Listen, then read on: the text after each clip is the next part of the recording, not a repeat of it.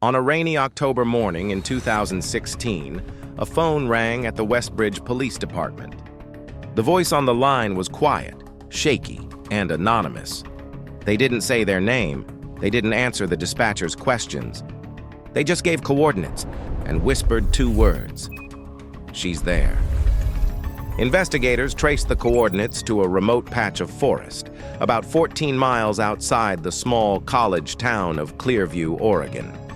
What they found confirmed what many feared for over a decade: a shallow grave, a missing backpack, and remains that had been hidden since 2004.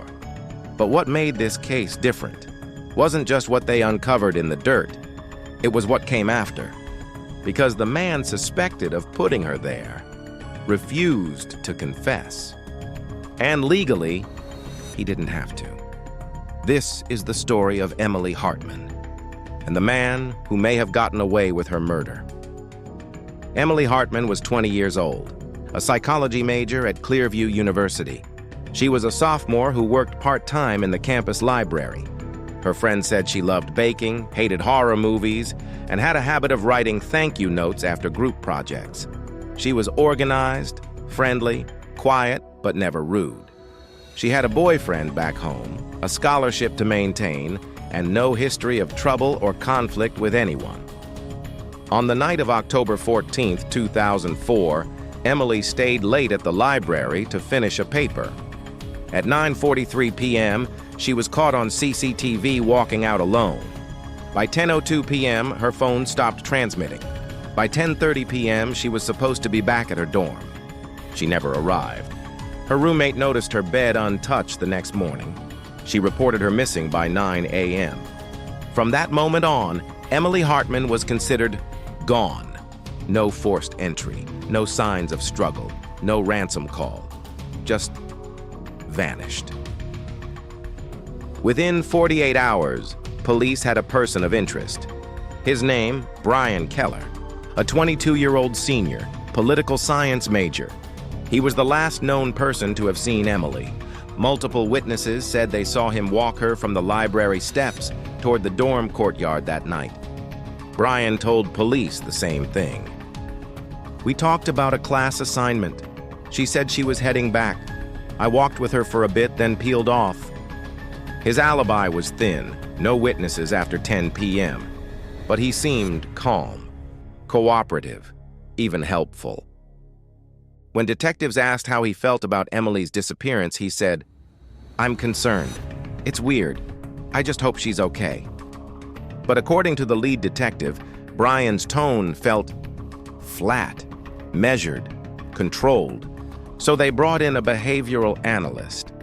And she noticed something else: delayed blinking, locked arms, minimal hand movement, all signs of cognitive suppression, the mind actively trying not to reveal distress or deception.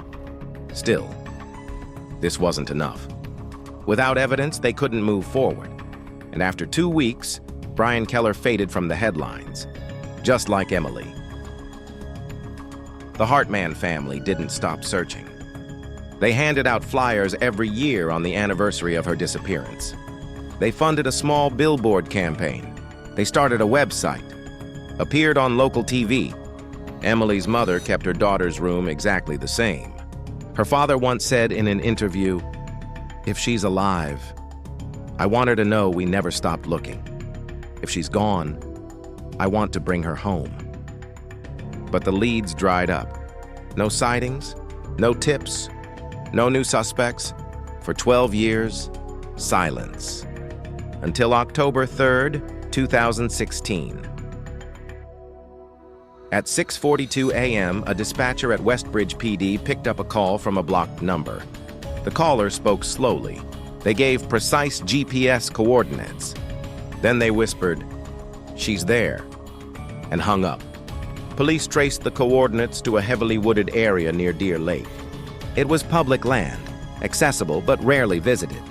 Search crews were dispatched immediately, and at 9:13 a.m., they found what looked like disturbed earth. A shovel was partially buried nearby. By 11 a.m., they had uncovered bones, human bones. Dental records later confirmed they belonged to Emily Hartman. Near her body, investigators found a black JanSport backpack.